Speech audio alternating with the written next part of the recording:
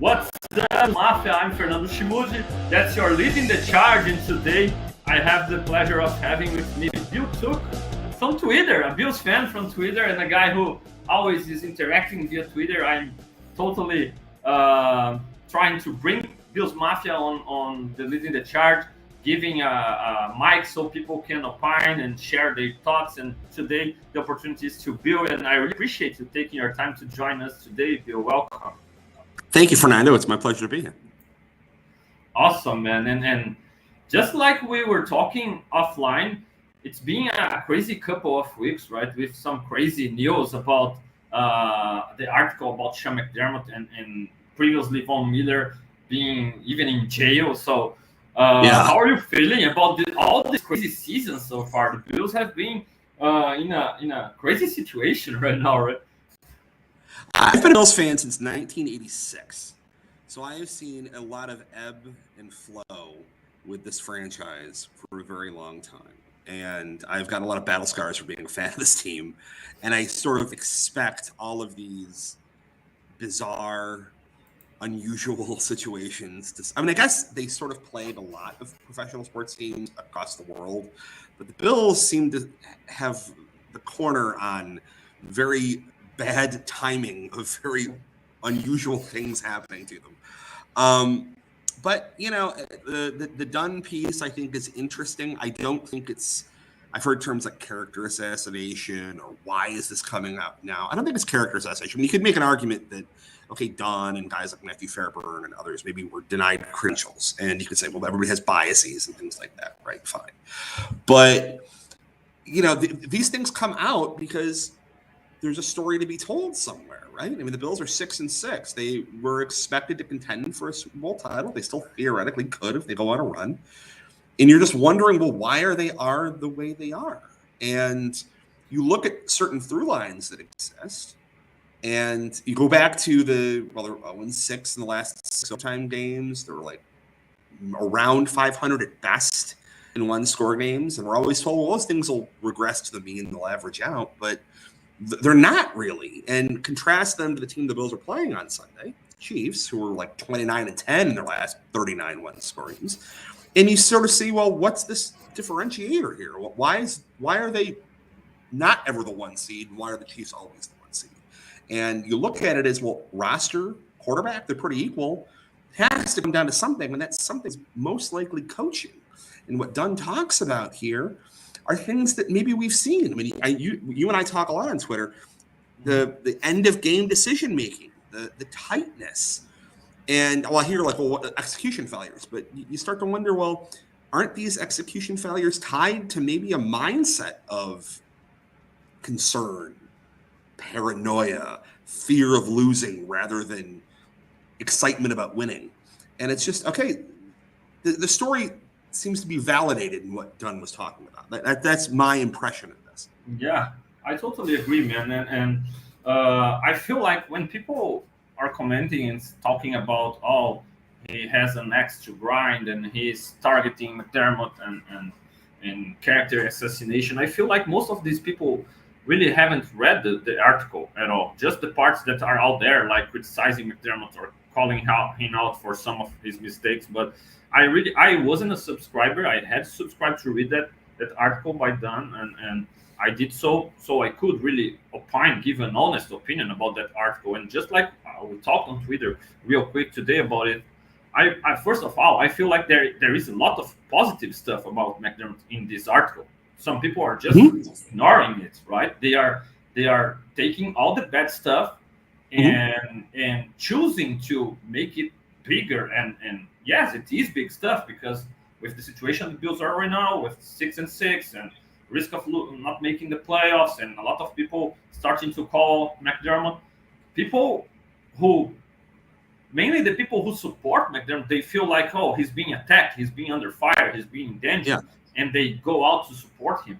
But I have no questions about, okay, maybe Dunne has some bad mood towards McDermott or about no access and all, but he could choose to take those good things away, not put it on in the article and make it a fully negative article. But no, he did an extensive research. 25 He sources. had his right, a lot of sources, and man, it was a great job. I really appreciate his job. I think, just like you said, Bill, the things are out there. The things happen. McDermott himself was talking to the media yesterday when he wasn't supposed to, and he was apologizing for something that happened in 2019. Okay, it has maybe it doesn't matter anymore, but it happened, man. All those things happen. Most of those things happen, right? So I appreciate his job or bringing it out, bringing it to us,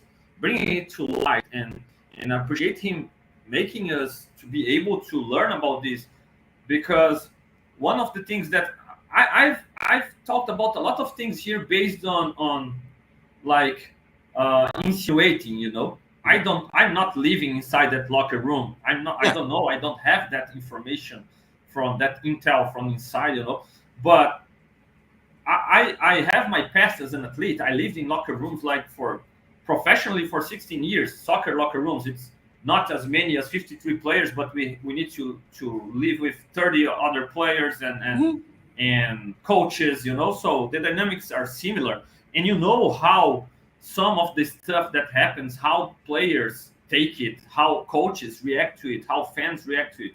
So a lot of stuff that I was fearing about McDermott's years there, he's been there for a long time now. There is a reason he's the winningest coach in the franchise. He's been longer than Levy already as a Bills head coach. So, man, with time and no wins, and especially bad losses like we've seen recently, things start to get worse. There is a reason for Diggs to say, man, every year, same thing. Mackenzie said it in the piece, in the article. Every year, same thing. I feel we could have won, and we, for some reason, didn't win. And again, my biggest fear, Josh Allen, man. Every time he leads a game-winning drive, leave the field, like losing. Yeah, my job is done. Yeah. We won the game. Against the Chiefs, 13 seconds, it was pretty clear he felt like that. Against the Cardinals, he felt like that, the Hail Murray. Man, against the Eagles, we could look at him in the sidelines and he wasn't as certain anymore, right? Because, man, I've seen this movie before. Right? He's not throwing interceptions to end these games. He's leading them down to score a game-winning or game-tying touchdown or field goal within 2 minutes. And inevitably, even the Jets game where he puked all over himself for most of the game, he still took them down to kick a game-tying field goal sent it to overtime, and they ended up losing in overtime. He's doing everything possible he can. All of the other players are doing everything possible they can. Dunne's piece came out because Sunday they're playing the Chiefs, and it's going to be the scene of the crime of 13 seconds again, right? It wasn't because they're trying to stick it to the Bills before the Chiefs game. It's because this is what it just reminds you of what happened a year and a half ago, 2 years ago. It's over and over and over again. And whenever you have these sort of coaches and quarterbacks that are interconnected to each other, Bill Walsh and Joe Montana, Bill Belichick and Tom Brady, you saw a Super Bowl win within 2 to 3 years of the coach and the quarterback getting together. Right, 81, Bill Walsh and Joe Montana, they won Super Bowl 16 against the Bengals. The first season of Brady and Belichick together, where Brady was the starting quarterback, the Patriots won, and you do Super Bowl 36. So you don't see that. It's year 7 of McDermott overall, year 6 of Allen and McDermott together. If you look at McDermott's record in the first 2 years, so the year that he did not have Josh Allen and the year that he had Allen in his rookie year, his record was something like 15 and 18, right? They broke the drought, but it was kind of a fluke. But really, was it Sean McDermott or was it Andy Dalton and Tyler Boyd that kind of broke the drought? They flukily broke the drought. They ended up losing a one-score game against the Jaguars in the wild card. They go 6-10. He's 15 and 18 after 2 years. That's Rex Ryan kind of numbers, but they stuck with him. Allen gets better. Still not great in 2019, but he gets better. They go 10-6. Another really difficult overtime loss where they blew a 16-0 lead against the Texans. You could really see what kind of coaching decisions are made where they just can't seem to have a killer instinct. Excuse me. And then 2020, they have a breakthrough, but there's still issues. There's the Hail Mary, like you mentioned, in 2020. There's all those field goals they kicked in the AFC Championship game that year. All of these things happen over and over and over again. And you just wonder, Yes, the Bills have the second best winning percentage among all professional sports teams since like 2020. It's great. Excuse me. Is that Sean McDermott? Or is that Josh Allen and Stephon Diggs and this great roster that Brandon Beane put together? Not saying McDermott is riding the coattails of this. I want to give him a little more credit than that. But he's like Mike McCarthy to me. I mean, it's like saying if you get rid of him, are the Bills going to necessarily fall back to being a mediocre team? I don't think so. They've got Josh Allen. Josh Allen puts you in the hunt by himself. He will get you 8 to 10 wins by himself, regardless of who is the head coach. So I think there's this mindset that Bills Mafia has, and I get it. I'm a little bit older. I saw them go to multiple Super Bowls and be really good for a long time. There's a lot of younger Bills Mafia fans who didn't experience that. All they know with the Bills is losing. All they know with the Bills is ineptitude, terrible quarterback play, sort of gutless coaching. So they fear that returning. Because they fear that returning, they don't want to cash in their chips. I understand it. You don't want to be bankrupt. But you're not going to win it all. You can't just be satisfied with 10-7, 11-6, and a divisional round of the playoff loss ad infinitum because you're worried that the next guy isn't going to be as good. What if the next guy is a Hall of Fame head coach and you have your opportunity to win multiple Super Bowls? You got to do what you can to maximize this opportunity that you have with Josh Allen during his prime. Yeah, man. Just like you said, McDermott, man, how many soul-crushing losses will need to go through before those people can move on from this fear or from this being worried about getting back to the raw years? Because, man, you have Josh Allen now, and people say, okay, we have Josh Allen and you are 6-6 now. Man, we are like a few mistakes, bad mistakes away from the defense, from the head coach, 12 men on the field, missed field goals of being 8-4, right? And that's 100% thanks to Josh Allen, mainly, right? So, man, that's a guy who he deserves better. Every time I see Josh Allen waiting on the sidelines after getting the job done, and I see the Bills losing a game, and I see he going to have his interviews and taking the blame all the time because he's never throwing nobody under the bus. Man, all I can feel is like he deserves better than that. Absolutely, he deserves better. I have a question for those people who really can't have enough of McDermott failures. Like, how long until Josh Allen, because he won't say it out loud in the media or via interviews that he's done with Sean McDermott or he's done with the franchise. He won't do that. But you gotta start to think about, look, this guy, he has his family, he has his advisors, he thinks about his career. And how long until he looks at Pegula, he looks at the franchise, and he seems like, okay, they won't do anything better than that to help me to get my Super Bowl ring, to improve, to take the next step in my career. So how long until Josh Allen asks out? And when it happens, it would be like out of nothing because he won't be telling media, telling people on interviews or shouting at McDermott on the sidelines. That's not Josh Allen.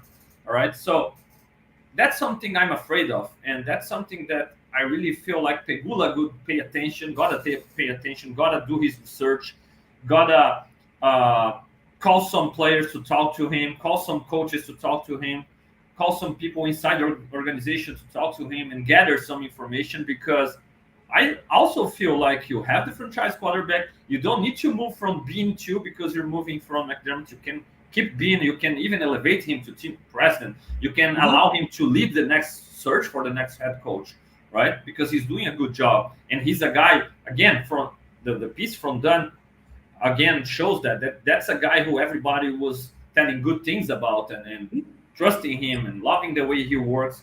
And again, a lot of those people, they aren't Buffalo Bills anymore, coaching staff for players. Oh, because McDermott wanted to, but maybe because Beane wanted to as well, right? Beane is the guy who cut players, who released players. So a lot of those guys could have said bad things about Beane too, and they didn't. Yeah. I think it's interesting. I really feel like. Well, you don't think somebody like Kyle? I mean, Brock Purdy's having a great season. Don't get me wrong. You don't think somebody like Kyle Shanahan wouldn't rather have Josh Allen than even Brock Purdy, right? You know what I mean? So I think, not that Allen would ever consider leaving. He seems a pretty loyal guy. Absolutely does want to win a Super Bowl for Western New York.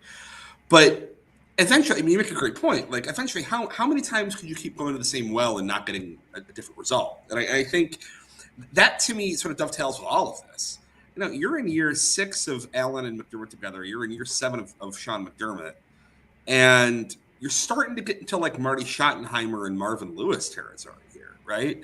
Which is, okay, is that okay enough to be relevant? I mean, it's great that they're on Sunday at 4:25 and they're on with Jim Nantz and Tony Romo, and they're a nationally televised game, and they're not, you know, God bless Spiriditas and Andrew Catalan and all those guys, but they're not 4th or 5th in some regional buried team, you know, it's some also ran. They're really good. But is that all we're in here for? You know, like I said, I watched them go to 4 Super Bowls. They lost all of them, but they still were in it. And one thing that sort of bothered me over this iteration of the team is this is worse, right? To lose 4 Super Bowls stinks, but to know that they were good enough to always be there is great. To see the level of talent on this team, top to bottom, and to have them not be able to really break through, that's demoralizing for me. I can only imagine how demoralizing it would be for a guy like Josh Allen, who's like, well, what are we doing here? Is this ever going to happen? Doubt eventually creeps in. I mean, he's still only 27. So I think we have to be sort of compartmentalized a little bit, right? Because he's still going into his prime. And I think that's why I'm so, I don't know, vitriolic would be a little strong, but I'm so adamant about getting the right person in there to run the franchise. Because you've got about a 5-6 year window where Josh Allen is at his apex, right? And the idea that you're not going to get, certainly on an offensive mind, maybe Joe Brady is with mind that could be able to shape the team during this period of time when you got peak Josh Allen, it's like, I don't know, what are we doing? Like, I think it would be an absolute tragedy if Josh Allen played his entire career and never made a Super Bowl, right? Or, yeah, I think that would just be, it would be mind-boggling. And it happens. I mean, Dan Marino played a Super Bowl in the second season with the Dolphins and never went back. So it's certainly possible.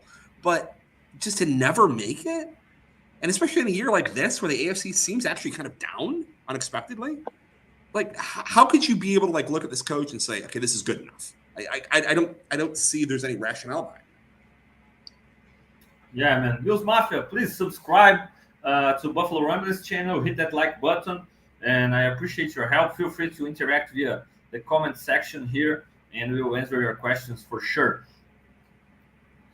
Bill, not taking away, I need to put it out because a lot of people maybe are listening to this pod here, and okay, here we have 2 McDermott haters, again, talking bad things about McDermott, and it can be farther from the truth, you know, because I really like the way McDermott built this team, this culture inside the building, and just like you said, he was able to break the drought, and I don't feel like it was random. I feel like, okay, he was a new coach. He was installing a new culture, and players bought in. You know, when players buy in, good things happen. And he was a new head coach, putting on installing a new culture of new players coming in, buying in, and putting out the work, right? And the team started to win a lot of games, play disciplined football. We could see what McDermott preaches on the field, unlike it's happening right now, right? And the result was good, right? But man, time flies by, and when we are in year 7, and sometimes it's tough for a guy like McDermott, who he's a Christian. I'm a Christian as well. That's why I really love the way what he preaches and what he wants for his team as men, you know, as character-wise. But it's not easy because, man, I'm a flawed man. You are a flawed man. All of us, we have our flaws, right? And McDermott isn't different. Sometimes we tend to think like, or the players that we really love, or the coaches, they are superhuman, but they aren't. They are men just, yeah, right? And McDermott has his mistakes, right? He has his flaws. Yeah, he's a person. I think he's above reproach as a human being. I think I don't think anybody thinks that he's a bad guy. I don't think he's necessarily insincere or anything like that. He certainly takes his faith seriously. He seems like a good family man. At least from afar, I can see that. I will say there's anecdotes in the article that Dunne had that are like, well, I don't know, maybe he is insecure, right? And I think maybe that sort of manifests itself in certain ways. But I mean, I think he's a good guy. But I mean, being a good guy that's great. One thing that I've seen a lot recently in terms of describing the Bill situation is you have guys who are great at bringing, say, any organization, not just sports team, like business, anything, back from the brink of despair, bankruptcy, like they're in the dumps. You have certain guys who have the skill set to be able to bring that organization up to a real great level, to a golden period they have, or at least a silver period they haven't been in a long time. But it takes a different kind of skill set to take that now from the dumps to really good, to go from really good to great. You think of like the Tony Dungy Tampa Bay situation. They were a disaster under Hugh Culverhouse. And a lot of bad head coaches. Were always perpetually a losing organization. Tony Dungy comes in there with the Glazers, and they turn it around, and they get really, really, really good. But Dungy's ceiling with that team was the divisional playoff, was an NFC championship game. The Rams in '99. Like that's as far as they could go. So they had to replace him with a John Gruden who could pull them over the finish line. And you see that a lot. The Phil Jackson analogy, like two different places, Bulls and the Lakers, right? You know, Doug Collins was a great head coach. But you needed Phil Jackson to take the Bulls. You're a Bulls fan. To take the Bulls. Yeah. The titles. You needed him to replace. So the same thing with the Lakers, right? They were good. You needed Phil to sort of be there for Kobe and Shaq to take them to the next level. And I think that's the thing you see here, right? And is change scary? Of course it's scary. Like, you know, why do you want to give up on a guy who's won all the time? I understand that. But it's also, things get stale after a while. The message gets, you don't hear it. I mean, you were in locker rooms with soccer, and, you know, you have to change it up. You have to, because the culture can get cobwebs in it after a while, right? The house can get kind of stale. So I think that's why it might have to happen. Do I want it to happen? Ideally, I want the Bills to shoot the moon, win the next 5 games, somehow get into the playoffs, backdoor their way in, go on a run against, you know, all these backup quarterbacks in the AFC, and somehow pull a stunner against the 49ers or whomever in the Super Bowl. Great. That's what I want. That's what you want. That's what we have to be realistic. Is that going to happen? Probably not. And if it doesn't, where are they going to be in 2024, 2025? Where are they going to be in 2026 when that new stadium opens up and they have to have all these PSLs that they have to sell and all these tickets, right? Is this going to be able to move the needle in 3 years to fill that stadium up? I mean, Josh Allen can do the best he can, but I don't know, right? So you have to look at things short-term, medium-term, and long-term. And that's why I don't know. But they're still in the hunt, right? They're still mathematically alive, so we're not going to bury him yet because that's foolish. But, you know, if it doesn't work out in the next couple of weeks and they're out of the playoffs, then you really have to look at every aspect of the organization top to bottom to see who's going to be good, who's going to not be good. And, you know, we're going to have to make roster changes too, right? I mean, Micah Hyde and Jordan Poyer, they're not getting any younger, right? Von Miller, all the issues with them. Yeah. Not getting any younger. They're going to have to look at this cap, especially with Josh Allen's cap number is going to be really impacting a lot of things going forward. So we'll see what happens. Yeah, no doubt. And still about McDermott, I really feel like, just like you said, man, I brought this comparison to the Bulls and Phil Jackson and Michael Jordan before, and Phil Jackson himself used to tell about his father's way of thinking about us as a man. I totally forgot the name of the profession.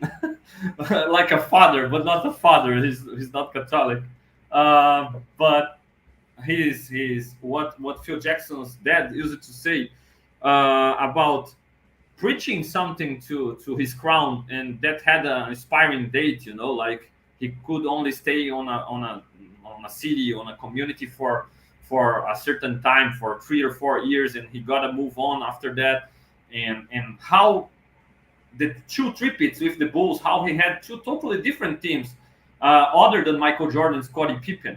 And he had 2 guys who totally built in on his ways, and he changed all the roster around those guys and won 2 three-peats, right? And with the Bills, man, it's not like Stephon Diggs is totally buying in on McDermott's stuff right now. It's not like Josh Allen is going to continue to buy in. We aren't sure. I personally can't really know about Josh. Still say the right things to the media, but I can't believe Josh is 100% behind McDermott at this point, with all the ways McDermott and his defense let him down in crunch time. So how long until those players really... We've heard a lot of things about Diggs. He can't be traded. His contract doesn't allow it. But I really believe Diggs is done with McDermott, with all the situation in the training camp, with McDermott saying he was totally concerned about Diggs' situation, right? I really can't believe Diggs is fine with McDermott at this point, right? And he's a guy. I mean, I think even his last interview. Did you hear his last interview? Like, he was like, "What do you think about firing Dorsey?" And he was like, does it matter what I will continue to work. I'm a professional. I put the work, I produce. So what I say here, it doesn't matter. So for me, as a former player, I'm like, okay, if I say that in an interview, I'm like, man, ask the coach. I don't care about what he's doing. I don't know what he's doing. We've seen what he's done, right? I'm doing my job, right? I think winning. I'm doing my part. Winning it sounds like this for me. Everything. Yeah, I mean, winning does cure everything. If they go out and they run the table and they win the Super Bowl, I mean, I think that buys him some more time, obviously. But yeah, I mean, McDermott seems a kind of guy who he's so invested in the process that when you have guys who are really like process-oriented people, it's really hard to have like wild cards, right? You know what I mean? And alphas who might want to challenge that process. So I can sort of see why it would be why there's personality conflicts, and why there's personality conflicts with other coaches, and why you had guys like Frazier not come back before this season, because I think, you know, maybe maybe McDermott is a tough person to work for and with. I don't know. I think the thing is, my biggest issue, all I can see is what I can see on Sundays, right? I can see a little bit of the practice on TV, but all I can see is what I can see on Sundays, and it's the same failures over and over and over again. And if I'm not seeing any kind of systemic changes, if he's not getting better at 2-minute, preservations of leads and closing games out with decision making, then I just don't know if it's ever going to work out for this guy, right? And yes, all the stuff that you're talking about, all the player relationships and all the personality kind of things, and making sure the culture is great. That's all great. It's a business, right? You got to win, and you got to be able to get the 1 seed. You got to be able to maximize these opportunities. And if you can't do that, then there's just nothing. There's nothing really more to be said, right? You got to look elsewhere. You got to take it one day at a time and see what happens. So I don't know, but yeah, I got to duck out of here. But it was a pleasure talking to you today, Fernando. And enjoy the rest of your show. All right, man. I really appreciate you taking your time, Bill. The leading the charge doors are always wide open for you. Thank you so much, man. Sounds good. Take care, man. Thanks. All right, bye-bye. So, guys, that's Bill Tooke here with us, and I really appreciate him taking your time. I will continue talking about Ty Dunne's piece and some of the stuff that I just talked to Bill in the last part of the show in a minute.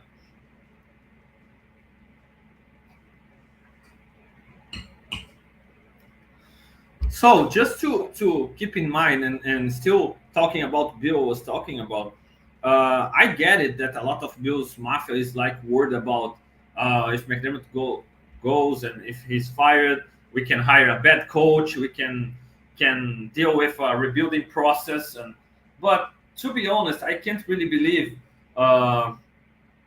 that's a high percentage of chance of it happening, because we have 17, we have Josh Allen, and this season, man, the Bills have played teams that could totally beat. We could be in a totally different situation right now, if not by bad mistakes by McDermott, by his defense in crunch time, right? By special teams, and by lack of discipline. That's something that McDermott has preached all along, and this team has lacked this year. And just to keep in mind, Doug Peterson was hired 1 year before Sean McDermott for the Eagles, right? And he won a Super Bowl. He had 2 negative seasons following this Super Bowl. He got fired. The Eagles hired Sirianni, and they have been back to the Super Bowl already, and the Bills continue to be with McDermott, right? And so that's something to keep in mind. Okay. Nothing is guaranteed, right? You can really misfire and hire a bad coach and have some trouble. But with Josh Allen there, a lot of offensive-minded coaches. Imagine Ben Johnson, for example. He's doing a great job with Detroit Lions and Jared Goff. Won't you think like this guy would be crazy to take a job like the Bills with Josh Allen as his quarterback and being able to lead a powerhouse offensive side of the ball? I have no doubts in my mind. And look, I really like Sean McDermott's defense. I really like his schemes. And maybe you fire McDermott, you need to hire a new defensive coordinator, obviously, and you need to retool this defense, change the schemes, change the way they play, change a lot of pieces. You're going to need to change them anyways. Hyde and Poyer aren't getting any younger. Von Miller, just like you said, a lot of pieces will need to be replaced, right? I love Terrell Bernard. Maybe if you replace a defensive coordinator, you hire a new defensive coordinator, maybe under other defensive coordinator, Bernard isn't the ideal middle linebacker size and what he wants for that piece. And maybe he's a misfit there, right? But this defense, despite being so good, and I really love these schemes, the way they play all those years under McDermott and being number 1 ranked all those years, they haven't played like number 1 ranked defense when it mattered the most against the Kansas City Chiefs, against the Cincinnati Bengals during playoffs, and in close games, late in close games. They haven't been able to close down games. They have been responsible for some of the biggest losses in this era, this McDermott era. So even if his defense is so good, and I really agree they are good, I really like the way they play, I like the schemes. Again, I like McDermott as a defensive coordinator. But his flaw is a fatal one. It's an awful flaw to have, to be a good defensive coordinator that chokes or that can't produce in the most important time. And we haven't seen McDermott change it. He overthinks things. He calls his timeouts, the Kodak timeouts, according to Dunne's piece, that all his former players and coaches spoke about. And he does some stuff that really doesn't contribute to those Bills teams and doesn't have the job done, doesn't get the job done. So I also would like to keep McDermott's schemes, defensive situation, and look, it's not totally impossible, right? If the Bills want to go in-house direction, and obviously it's too soon to point out Joe Brady as a potential head coach. He just started his job as offensive coordinator. But the Bills have people in-house. Bobby Babbitt is an up-and-coming coach, and Brady's an up-and-coming coach. So the Bills have some people in-house in case the Bills want to move forward without McDermott, but keep Bean and maybe give some of those young and up-and-coming coaches opportunities as a head coach for Brady, maybe as a defensive coordinator for Babbitt. So there are some possibilities, and there is an interview process to be done where you can find it, you can interview, and you can find a good coach, just like the Bills did with McDermott, finding the right coach for that situation back in the day. So I really feel like the Bills got to start thinking a little bit ahead, and Pegula start looking into some possibilities, because I really can't see McDermott changing his ways right now. It's happening a lot of times, and there is nothing point out that he's gonna change his way, and that he's gonna stop overthinking stuff, and that he's gonna start trusting more Josh Allen, giving him an opportunity to drive downfield with 20 seconds left on the clock, put the ball on the hand of the biggest asset of the franchise instead of trying to overthink it and trying to protect him from himself and stuff like that. Give him the opportunity. Oh, what if Josh throws an interception? Man, if Josh throws an interception with 20 seconds left on the clock and loses the game, you can bet everybody's gonna start to look at Josh Allen and start to asking for more from Josh Allen. After all, he's paid to win those games for you. That's why he was made the franchise quarterback for the Bills. So McDermott overthinks it, and he takes the responsibility. Or actually, he brings the responsibility to his defense, and he can take it. He can't really win games this way, and it's totally depressing. And how long will can understand that and fear for the worst, fear for a Rex Ryan hiring? The Bills gotta try something different. That's what I think right now. That's how I see Sean McDermott right now. But I understand there's no guarantees. You can't guarantee the next head coach will be better. There is a chance he can be worse. Yes, there are no guarantees in anything. There are no guarantees staying with McDermott will give you a Super Bowl or even give you a winning season next year. He hasn't had one so far. He's not having one this year, right? So there are no guarantees. And I used to have a coach that told us as players, like, you can't let your fear of losing be bigger than your joy of winning games, right? And that's how I feel Bills Mafia is or a portion of Bills Mafia is dealing with the situation right now. The fear of being back in the drought years, pre-McDermott years, is bigger than the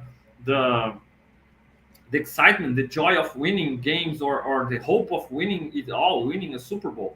They are fine allowing those soul-crushing losses happen every year as long as the Bills continue to make the playoffs under McDermott. And I can understand that. I really can't understand this line of thinking. But I can understand that there is a chance things don't get better hiring a new coach. There is a chance for everything in life, right? So I hope if the season continues to go bad, Pegula can look at alternatives. And at the same time, I just answered Greg Thompson Twitter today. Greg Thompson tweet today. Shout out to Greg from Cover One, when he posted like a lot of people who are against McDermott right now or want him fired and don't trust him anymore.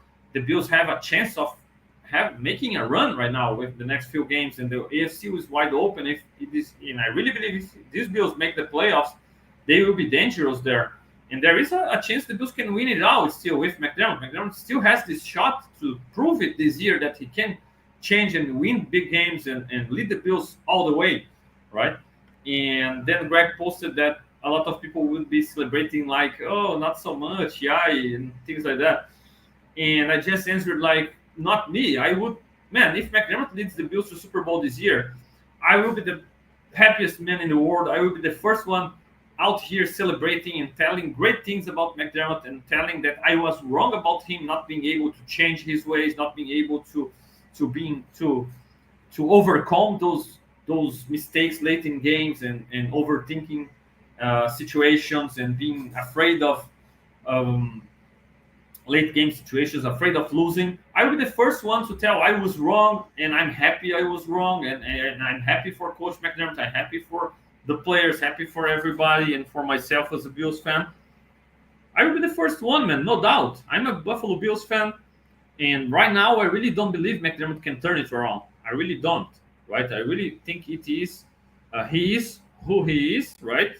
And Dunne's article just pointed out a lot of stuff that I was afraid of, that I was really worried about. Okay, but it makes total sense. And if it changes, if the Bills win it all, no doubt, I will be very happy. And I have no problem telling you, oh, I was wrong. Man, I didn't want Josh Allen per draft, right? And I was totally wrong. And thank God I was wrong. And I love Josh Allen right now. And I have no shame saying I was wrong, right? NFL evaluators make mistakes all the time. Why I can't make a mistake evaluating a player? Why can't I make a mistake evaluating a coach? It happens. The coaches make mistakes. The players make mistakes. It will happen to us too, right? I don't have an agenda against McDermott. I don't have anything against Coach McDermott.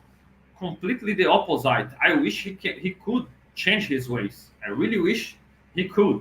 I just don't believe it will happen. And a lot of the stuff in that article confirmed the stuff that I was afraid of, right, and worried about.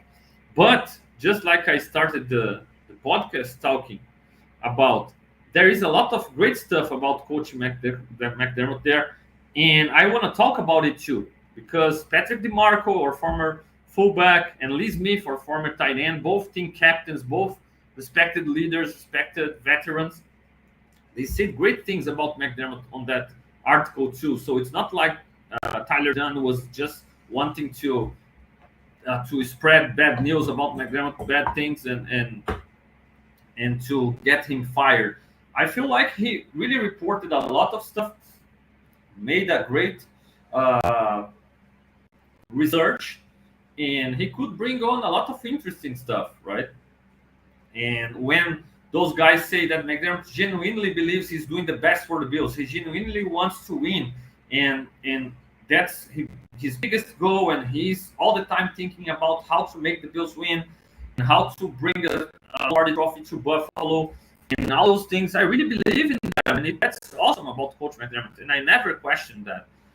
Some people say it's character assassination. Just like I told to Bill, and I couldn't continue.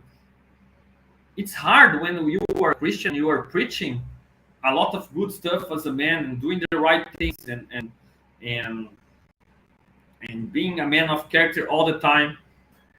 You are put under a microscope all the time, right? And when McDermott was a recent hire, a new head coach, players really didn't know him yet, right? And it was easier to preach some stuff and to his players to believe in him, because they were like, okay, this coach is good people. This coach want to do the right things. This coach want to treat everybody correctly, right? And it's great for a group of guys to buy in and to follow a leader like this. It's awesome. But with with time passing by, right, you start to be put under a microscope as a head coach, as a leader. And McDermott, just like I said before, he's a man, a flawed man like me and you, right? He's human being. He can make mistakes, and in a situation like his, as a head coach, as a leader of a team, where you need to hire coaches, fire coaches, where you need to put players to play, others on the bench, where you need to cut players, when you need to pick inactives on game days. It's hard to please everybody, right? And sometimes you make mistakes, you make bad choices, you fail some people sometimes, and it's not every time those people will understand you. They will be like putting you under a microscope and telling you, oh, wasn't you the correct, the man of character, the guy who want to do all correct? How was you talking bad stuff behind my back?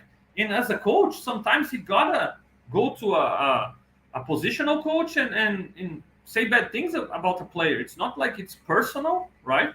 But he gotta hold those guys accountable. It's part of his job, and it's not like every player will take it and understand it. So it's really difficult to be in that position of leadership that McDermott is in, and I really can't understand people getting mad at him, or some of those players that aren't Bills players anymore, maybe holding some animosity towards McDermott. I really can't understand that. At the same time, you can't ignore his mistakes, right? And you really just wish it wouldn't happen anymore. I mean, his mistakes on the field, like his late games mistakes, his overthinking of situations down the road and down the line in crunch time. Those are the things that really worry me, not those personal stuff inside the building, right? The 9/11 situation, I really can understand a lot of, especially American people, being totally mad at McDermott for talking about this kind of stuff. But man, I really can believe I need to be out there defending McDermott on that. Not that he was right to do that comparison, but it's obvious that when he made the comparison, he's putting aside all that happened, all the tragic stuff. He's putting aside all the role of the terrorists and what happened, and he's focusing just on a group of people that had all the odds against them, but planned so well, communicated so well that they could get their job done, ignoring all the other stuff. It's obvious, right? If you wanna ignore it, right, and make it about the tragic event, I think you are taking stuff and trying to use against a man that wouldn't obviously talk about it in that sense. He according to himself, he lost some friends in that situation. So it's not like he did it because he's an evil man, or it makes zero sense in my mind, right? And obviously he could have choose another situation, other example of people doing really well in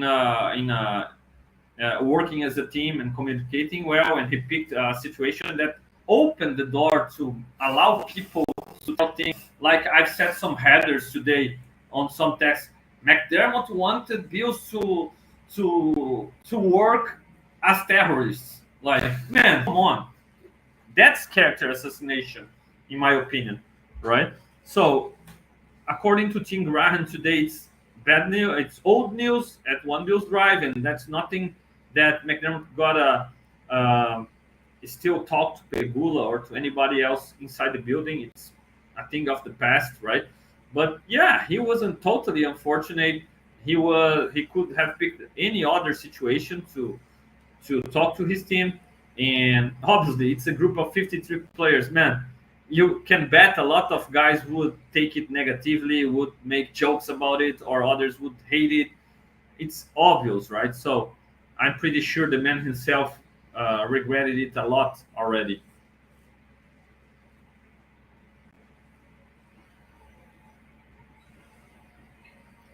So other quick hits about Tyler's Dunne's article about McDermott. Nothing that is there really makes me feel more against McDermott than I already was. And again, I'm not against McDermott personally, right? I'm against McDermott's failures, repeated failures in crunch time, especially. I'm against McDermott repeatedly letting Josh Allen down, right? Letting some of his players down with bad choices in the worst time possible. That's my biggest concern with McDermott, and that's what I really don't believe McDermott can change. Other than that, a lot of interesting stuff in that piece, a lot of stuff that confirms to me some of the things I was worried about. One of them, McDermott losing his locker room. The piece says a lot. It talks a lot about how McDermott connects way more with his defense and how his offensive players really don't get along well with the head coach. And that's something I was worried about, and the article confirmed to me. I think it's natural. He's a defensive coach, but also we've seen some very charismatic leaders connecting with everybody, and McDermott isn't this kind of guy, right? So it's natural to see him having some trouble to connect with some of the younger players, and especially with offensive side of the ball players, because he's always very connected to the defensive side of the ball. Even when he had Leslie Frazier as his defensive coordinator, he was a big part of that defense. He's taken over the defense for some periods, taking over the play calling even, right? So that's something I was worried. There are people saying that Diggs can't stand or isn't happy playing under McDermott. I totally believe in that. All right, it's pretty obvious in my opinion when Diggs every time showcases how disgusted he is with the ways the Bills have lost in the last few playoffs. And in just this year, when McDermott says he was totally concerned with Diggs not being there, when McDermott himself excused Diggs from that practice, I really don't believe Diggs trusts his head coach. again, Josh Allen will never throw anybody under the bus, but at some point, you got to start to think about how long until Josh Allen gets frustrated under McDermott, right? Because the coach himself has said Josh needs to change his way of playing, needs to protect himself better. And to be honest, I don't feel like Josh really cares about it. He's a player. He want to go out there and play the way he does. And that's the way he plays his best football. And even if it's going to cost him and decrease his years in his career, that's the way he likes to play. And it's better to enjoy Josh Allen playing at his absolute best level for, I don't know, he's in year 6, he's entering year 7, for 10, for 12 years. Man, it's better to enjoy Josh Allen play like this and making the transition when he really needs to do it, instead of trying to hold him right now of being himself for extra 1, 2, 3 years, playing a lesser quarterback, less dangerous quarterback. So how long until Josh gets frustrated with that? There are already in the article, there is a sentence about Josh starting to show some disappointment with McDermott, and I can take it, and I can understand it, and I hope Pegula is paying attention to that. All right, and I hope Pegula can talk to his quarterback and take it under consideration when the time comes. Other than that, the coach is talking about McDermott treating his coaches badly, and a lot of the positional coaches making lateral moves, like Shed Hall went into the Jaguars, and Heath Farrell going also to the Jaguars special team coordinator, and a lot of those coaches not enjoying working under McDermott. It's been pretty clear that McDermott hasn't taken the responsibility of his mistakes. He always it starts with me, but it starts to talk a lot bad execution on the players or bad play calling from coaches, or offense needs to run the ball more, run the ball better, or quarterback needs to take care of the ball, and the defense has played good enough. We listen to it all the time, right? So it starts with me, but really I don't buy it, right? As McDermott being holding himself accountable, and the article brings a lot of stuff about McDermott being unfair with some of his coaches and players and the way he acts towards them. I totally believe in it, and the Shed House situation was totally a awkward situation, and that's a coach that was beloved by his wide receivers. And man, I saw it a lot of times of some head coaches that I worked with being afraid of the relationship between positional coaches and players, right?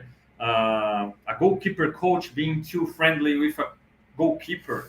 I was a goalkeeper. I used to have great relationship with my goalkeeper coaches, and I've seen in the past some head coaches, some coaches not understanding that, not accepting that, not liking that, and McDermott was totally mad with the wide receivers buying a car to their wide receiver coach, a guy they loved and hang out with and were friends, a guy who had retired not a long time ago, a former wide receiver. It doesn't look good. It really doesn't look good. And one of the things that I've supposed here several times about how in the past, in the fight between McDermott and Brian Daboll, right? How Daboll had to sometimes go rogue and say, you know what? Let's unleash Josh Allen and the offense the way I believe it should be, and forget what McDermott wants, and let's succeed that way. And that article says exactly that about the Bills offense starting to play on a whole nother level with Daboll in his last season here, and having that best stretch we've seen from this Bills offense so far during the playoffs against the Patriots and against the Chiefs in the 13 seconds game.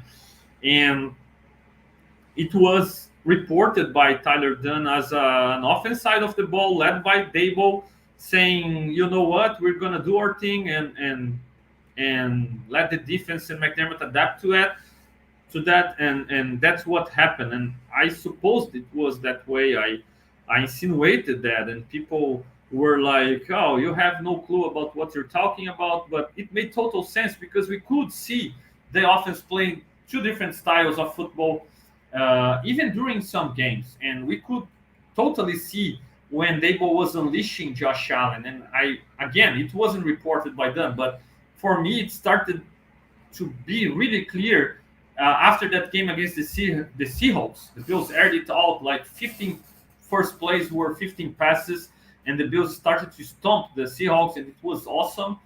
But right after that, when the Bills couldn't have success throwing the ball, everybody started to, the Bills got to run the ball better, the run game sucks, and things like that. And it was pretty clear. Today, the Bills can run the ball efficiently, and that's a great addition to this offense. But back in the day, the offensive line was in real trouble. The Bills couldn't run the ball without Josh Allen's help, and it was totally clear the Bills were wasting some plays trying to run the ball in a conventional way, right? And they played their best football with Dable really unleashing Josh. And Dable is a totally friendly coach, a guy who connects with his players. He's friends with his players. His players love him. And again, another thing that made Sean McDermott really insecure about it, right? And Josh Allen loved Dable. Josh Allen connected real well with Dable. And I can't help myself and think about how all those partnerships between great head coaches and great quarterbacks led to Super Bowl wins, right? And we don't see, just like Tyler Dunne's article says, we don't see this connection with McDermott and Allen. It's the opposite. Every time McDermott has a chance of giving Allen more opportunities to win games, to lead the team, to get the plays done, we've seen him trusting himself and his defense over Josh, and it cost the Bills a lot of games so far. So I can understand Dable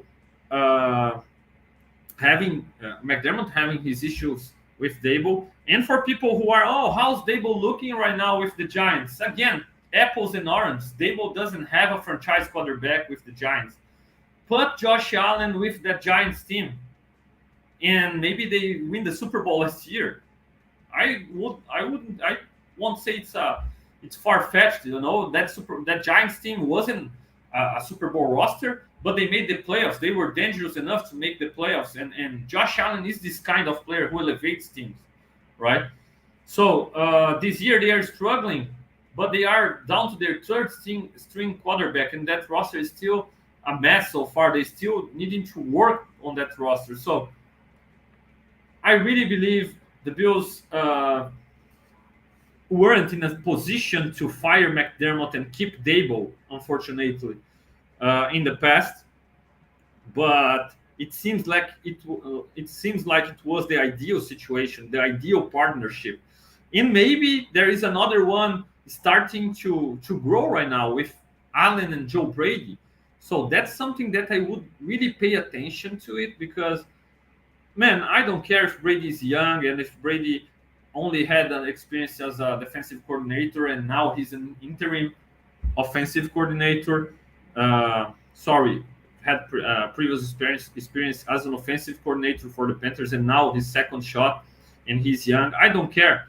Pay attention to him. Pay attention to his relationship with Josh, because if they start to grow something special right now, again, you're not moving on from McDermott. You're not forced to move on from everybody under McDermott, and you're not forced to move on from Bean. The Bills can opt for some continuity without McDermott at the helm. Okay, if they really realize he's the problem. So in Pegula's place, I'd pay a lot of attention to Joe Brady, and I'd really make it an interview, not just for the offensive coordinator job, but even for the head coach job, if the season doesn't go well going forward, because you can't lose another opportunity just like we lost with Dable and Josh together. Right? I really think we can't. We got to maximize Josh's window, and that's another opportunity, in my opinion. So to close it out, Bills Mafia, again, a lot of interesting stuff in that article. a lot of positive stuff about McDermott there too, not just negative. All right, but there are some flaws from McDermott that can't be you can't close your eyes to that. All right, uh, I wouldn't uh, I wouldn't be too worried about McDermott treated his coaching staff badly or saying bad words about some players. I wouldn't take it too much into consideration because it happens on every locker room. Every head coach, you need to curse at some players, at some coaching staff, and I'm pretty sure McDermott has done a lot of great stuff in the community. He has proven himself as a great man. He's a flawed man just like us, and it's part of being a human being.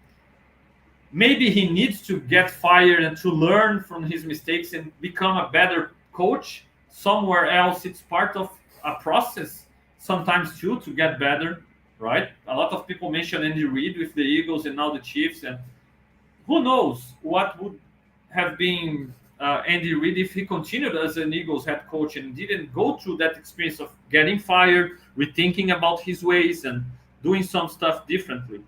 So it's part of the development of a head coach too. All right, I have total respect for McDermott as a person, total respect for him as a coach, total appreciation for what he has done for the Bills, and I have zero trust he can change as a Bills coach his ways totally soon enough to save his Bills career and lead this team to a Super Bowl win. I don't trust that. I hope he shuts my mouth. I hope you can use this video, okay, in February to tell, see, Fernando, you was totally wrong, and I will be the happiest man in the world doing so, accepting being wrong about that and celebrating a Bills Super Bowl win under McDermott and under Josh Allen. But if the things continue as they are right now, okay, the Bills won't even make the playoffs maybe because this team gotta be perfect right now. And McDermott, that's a big test for him. Can he, during this bye week, make this team a disciplined one again, make this team believe again, make this team stop beating themselves, shooting themselves on their feet? Can he do that? If he can, this team can be very dangerous and maybe win it all still this year. I just don't believe it to be possible, all right? Because of what we've seen so far this year. Time will tell, but I really appreciate that Tyler Dunne's article, and I really hope Pegula can pay attention and do his own research and make the right choice when the time comes. Okay, Bills Mafia, thank you so much for listening to me today. Hit that like button, subscribe to Buffalo Rumblings channel. This episode will be available in a moment via Spotify, Apple Podcasts, and all podcast aggregators. Thank you so much. I will be back next Sunday with Leading the Charge, totally in Portuguese, with the post-game show, Bills and Chiefs, hopefully after the first win in what can be the last McDermott stand. So thank you so much. See you around. Go Bills.